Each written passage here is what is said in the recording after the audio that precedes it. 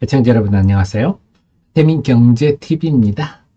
자, 7월 4일 증시 전망을 해보겠습니다. 오늘도 우리 증시의 일기장을 제가 써내려가고 있는데 2018년부터 매일 이렇게 데일리를 쓰면서 우리 증시의 일기장을 써내려가고 있습니다.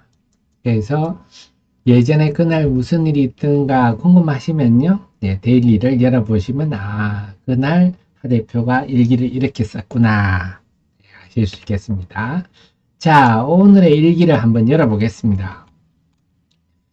상승 종목이 많은 날이 오기 위한 조건이 오늘의 주요 주제가 되겠습니다. 왜 그러냐? 하락 종목이 너무 많아서 그렇습니다. 한번 볼까요?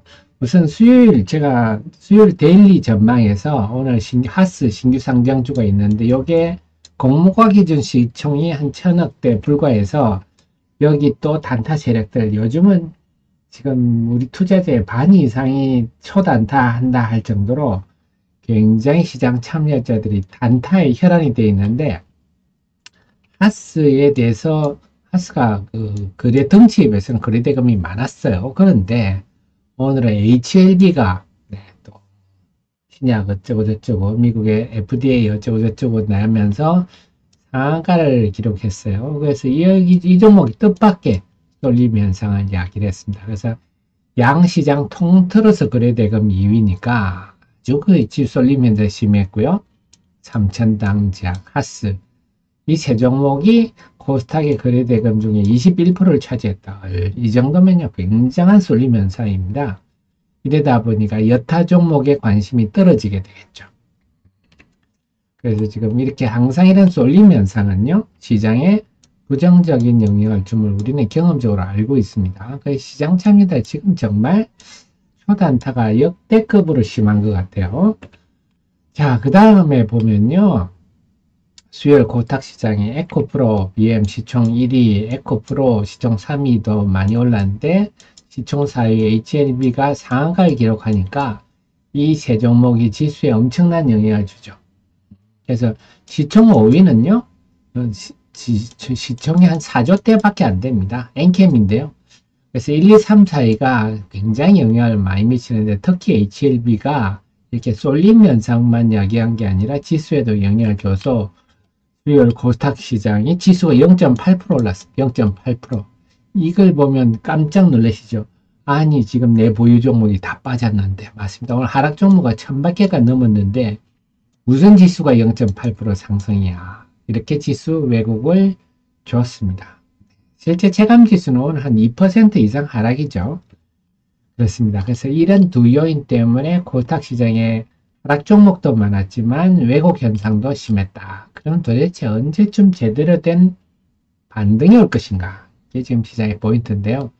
우선 이 수요일 시장을 초친 배경에는 투신이 큰 역할을 하고 있습니다. 화요일에 이어서 수요일도 투신이 200억대가 이틀 동안 한 860억의 매물을 쏟아내니까 감당을 못하는 거죠. 그 다음에 연기금 3억 번 더 줄줄이 매도를 했습니다. 그나마 외국인이 사줬는데, 어쨌거나 HLB 등등 때문에 지수는 상승을 했지만 체감 지수는 수요일도 2% 이상 하락이다. 어쨌거나 지금 투신이 시장에 초를 치고 있다. 그래서 투신님 환매가 들어오고 이래서 어쩔 수 없이 매도를 하면 몰라도, 이런 식으로 주식시장 운용할 것 같으면 개인 투자들 돈 모아서 번다고 하지 마십시오. 기본적인 상도이란 게 있지. 그것도 장 봐가면서 팔아야죠. 자, 어쨌거나 그 속에서 하락 종목 수가 코스닥 시장이 1200개에 이어서 오늘도 1151개. 오호. 최근 5일 동안 하락 종목이 1000개가 넘는다. 이러면은 체감 지수가 거의 한 2% 정도는 빠졌다 보시면 돼요. 그렇습니다. 코스피도 별다르지 않습니다. 코스피도 지금 하락 종목이 일방적으로 많다. 지수는 멀쩡합니다. 그래서 결국 이런 일이 발생한 출발이 6월 13일 외국인들이 삼성전자를 본격적으로 순매수하면서 이런 현상이 생겼는데, 최근에 15 거래일 중에서 12 하락 종목가 많은 날이 12일. 그러면 상승 종목이 많은 날에 겨우 3일에 불과하다. 그러니까 지금은 우리 애청자님들이 원금만 지키셔도 아주 원금 지키기 힘들죠. 손실을 최소화하기만 해도 잘하신 겁니다. 그리고 최근에 코스닥 시장 보면 6월 21일부터 지금까지 오늘까지 9거래일 중에 하락 종목 수가 1000개 넘는 날, 체감지수가 2% 이상 빠진 날이 5일이나 된다. 9일 중에 5일이. 와, 그럼 체감지수상으로 코스닥 시장이 지금 한 6% 이상 빠진 건 느낌입니다. 단기에 코스닥 지수가 6% 빠졌다. 아주 크게 빠진 거죠. 지금 이 분위기가 이렇다. 그런데 이 정도 극단적 현상이 생기면 주식시장이란 게 빠지면 끝없이 빠질 것 같지만 스마트머니가 또 있습니다. 오후 이 기회다 싶어서 매수세가 또 어디선지 돈이 등장을 하거든요. 반등이 전개될 가능성이 높은데 과연 어떨지 한번 본다면요. 올 들어서 1000개 이상 하락한 날이 5일, 6일 되는 경우가 3번 있었어요. 그래서 이 이후에 그 다음 날 어떻게 됐나?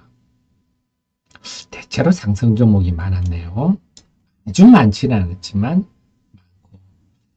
그 다음 날 D 플러스 1은 하락 종목이 많지만 막 그렇게 크게 많지 않고 6월 초 같은 경우는 D 플러스 1의 상승량이 압도적으로 많았네요.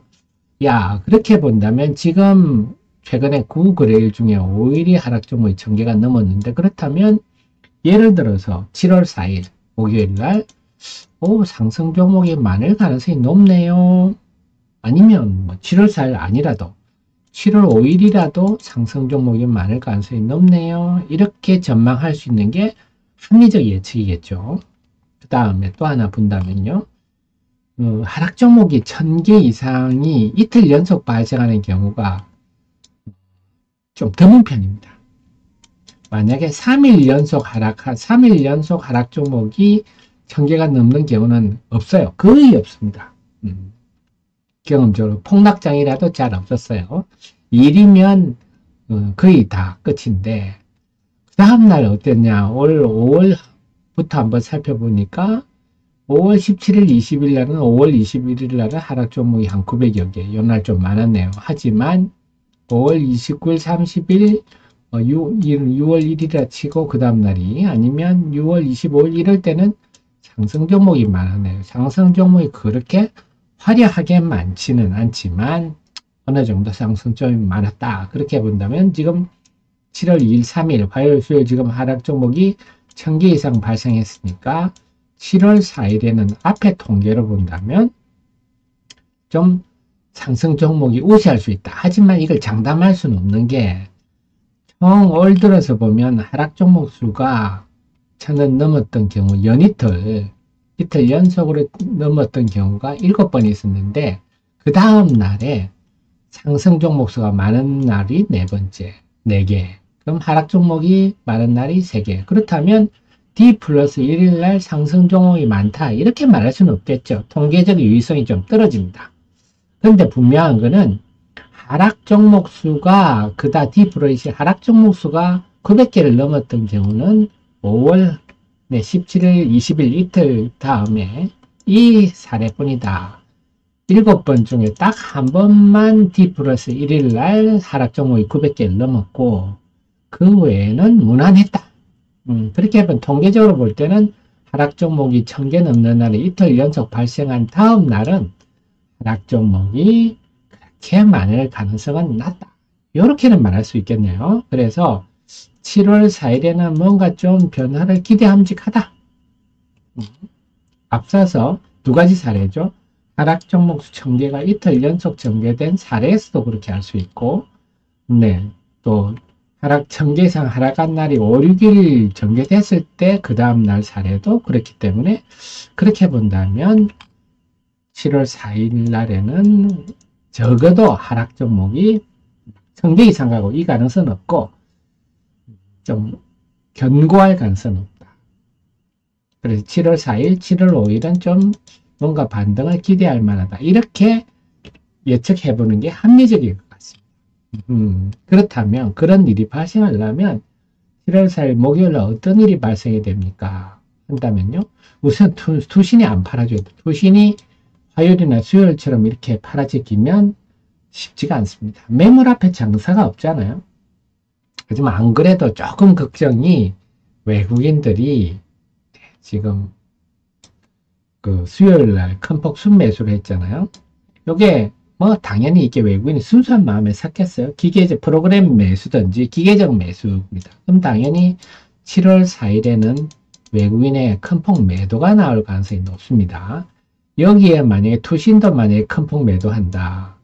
그러면 지난 7월 2일장이 나는 거 아닙니까? 애매해지는 꼴입니다. 그래서 지금 외국인들이 목요일 날에는 프로그램 매도가 나올 가능성이 높아서 투신이 목요일 날 순매수 해주면 너무 고맙고요. 적어도 순매도가 한 50억 미만 정도는 돼야 된다. 50억 미만. 그래서 코스닥이 한 150억 정도 코스닥의 투신이 만약에 목요일날 순매도를 한다. 150억 이상 한다. 그러면 만만치 않을 것 같은데요. 투신님 좀 도와주십시오. 그리고 투신님 지금 이런 상황에서도 하루에 150억 순매도 하려면요. 주식 그만하십시오. 우리 개인 투자에 돈 모아 주식 운용한다고 해서 시장 이렇게 혼란스럽게 하지 말고 그런 실력과 상도이면 주식 그만하십시오. 제발 좀 목요일 도와주십시오. 그 다음에는요. HLB 쏠림 현상. 자, 수요일날 상한가 갔으니까 목요일 개장 초부터 또 단타 세력들이 여기 다 불나방처럼 몰려들겠죠. 그래서 이렇게 쏠림 현상이 나면 항상 여타 종목들의 하락 종목이 많아지는 우리가 부작용을 겪는데 과연 이 개장 초부터 몰려들 HLB로 몰려들 이 쏠림 현상의 부작용을 극복해내느냐? 요거는 뭐 이 두 가지가 중요하다. 그거 봐야 되겠습니다. 그래서 만약에 이 두 가지를 극복해 놓고 시장이 좀 상승 종목수가 많아지는 좀 알맹이 있는 반등이 전개되려면요. 역시 전개된다면 역시 식품 화장품, 요즘 식품 화장품 이쪽도 꽤 낙폭이 큽니다. 그래서 여러분 또 참고하시라고 이슈 분석에 제가 잘 만들었는데요. 자, 오랜만에 또 하락률 계산 좀 했네요. 야, 저도 놀랐습니다. HPSB 같은 경우가 2월 초에 고점 찍고 와 이렇게 하락을 했었네요. 그래서 반도체 소부장들이 보면 보통 3, 4월에 고점을 찍었더라고요. 3, 4월에 고점을 찍고 여기는 2분기 4월부터 계산했어요.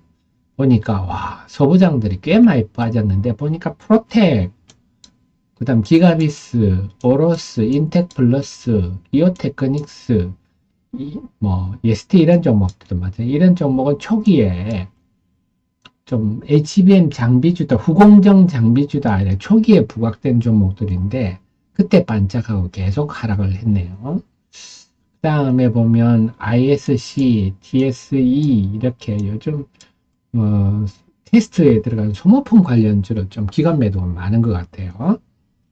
그래서 의외로 소부장주들이 낙폭이 컸군요. 그래서 낙폭이 크면 역시 주식은 낙폭 과대만큼 호재는 없어요. 그래서 낙폭이 큰 소부장들도 뭔가 조금 좀 우리가 눈여겨봐도 될 것 같고 식품 화장품도 의외로 여기 지금 담보 부정 나오는 경우가 이제 슬슬 나오는 것 같아요. 그래서 우양 냉동김밥 대표적 이 식품 화장품 6월에 고점을 기록했으니까 지금 7월 초 아닙니까? 그 단기에 꽤 낙폭이 크죠. 우양 같은 건 32%.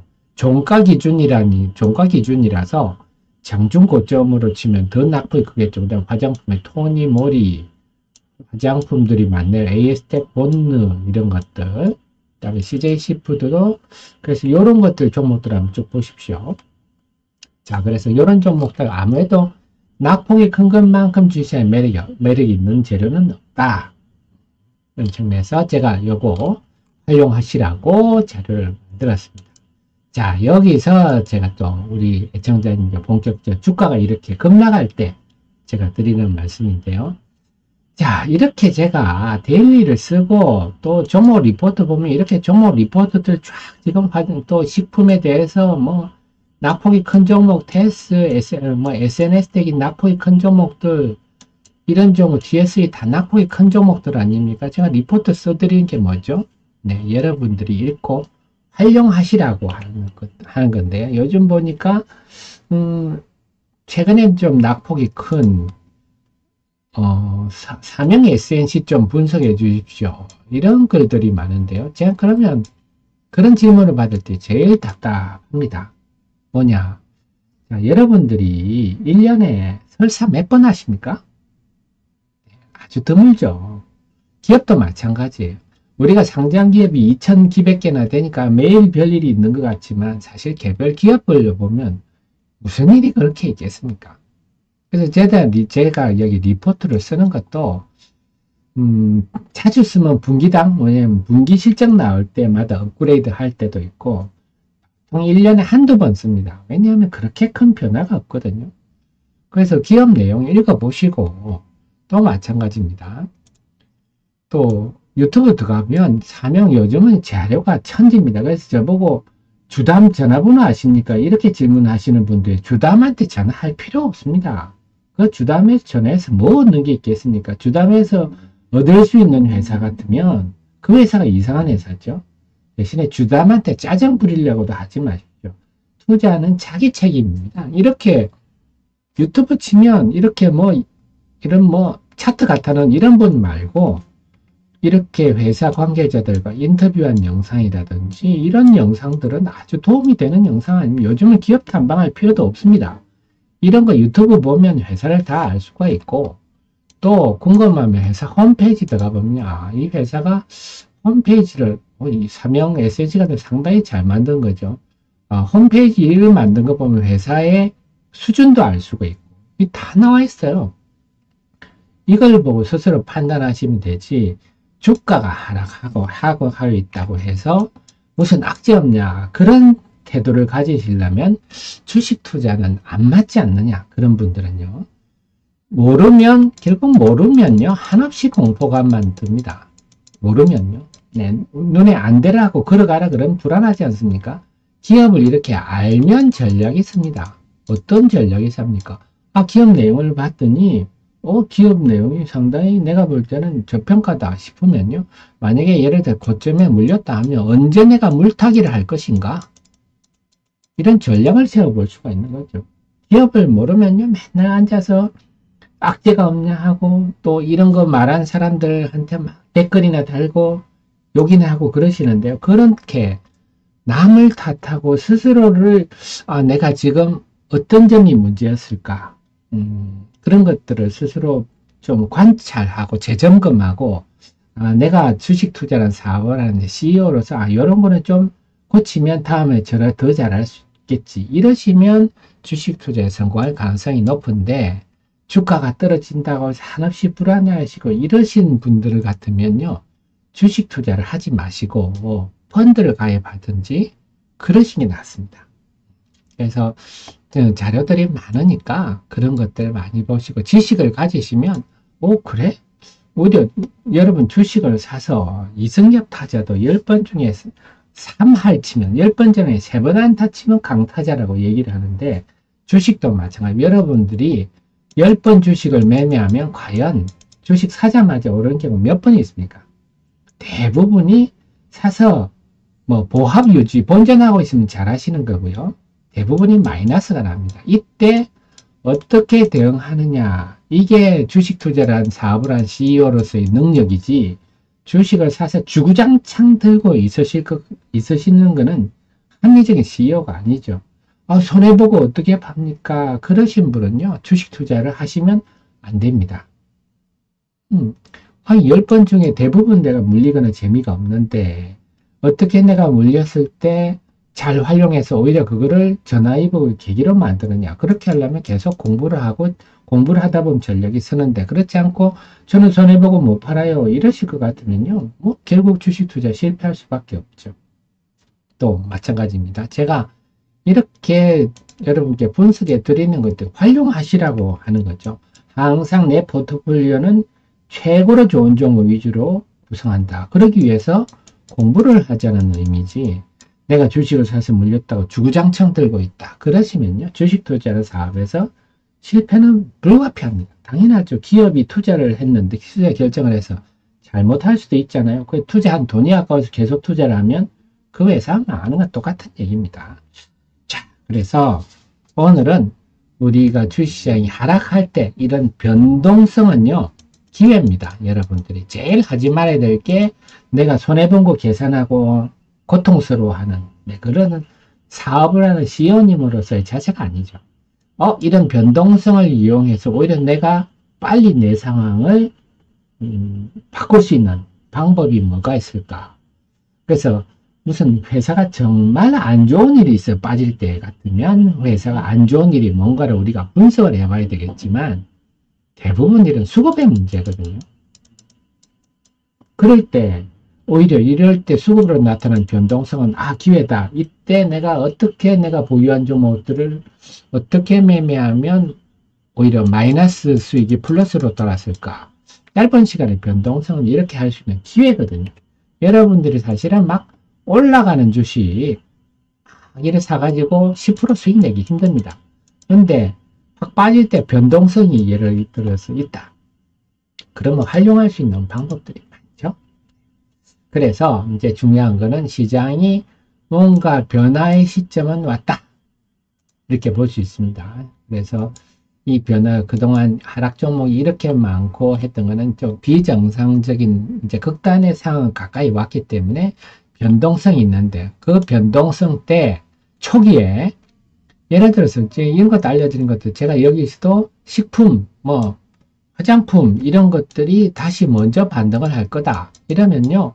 우리 청자님 식품, 화장품 관련주 하대표 리포트도 좋고 정보사들 좋은 리포트 많이 나와 있어요. 그런 거 읽어보시고 나는 말이지 식품, 화장품이 돌았으면 내가 제 1순위로 공략한 종목은 2순위로 공략할 종목을 딱 머릿속에 정해두신 투자자들과 그렇지 않고 손실을 계산하면서 망연자실한 분들은 대비 안 된 분들은 천지사입니다.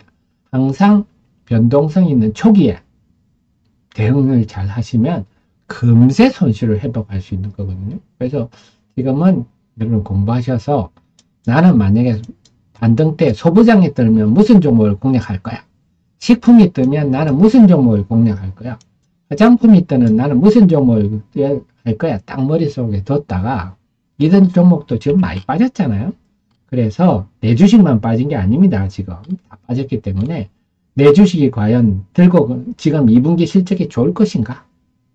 지금 시장의 중심에 있는가 없는가를 판단하셔서 내가 손실이 얼마라서 못 판다. 이런 한심한 얘기는 하지 마십시오. 사업을 하는 CEO님은 안 될 때는 과감하게 버릴 줄 알아야 됩니다. 그래서 내 주식만 빠진 게 아니고 다른 똘똘한 주식도 빠졌구나. 그때 되면 나는 이 종목을 공략해서 빨리 손실을 회복해서 플러스로 돌아서야지. 이러신다면 정말 우리 애청자님이 저랑 참 시너지가 많이 나지 않을까.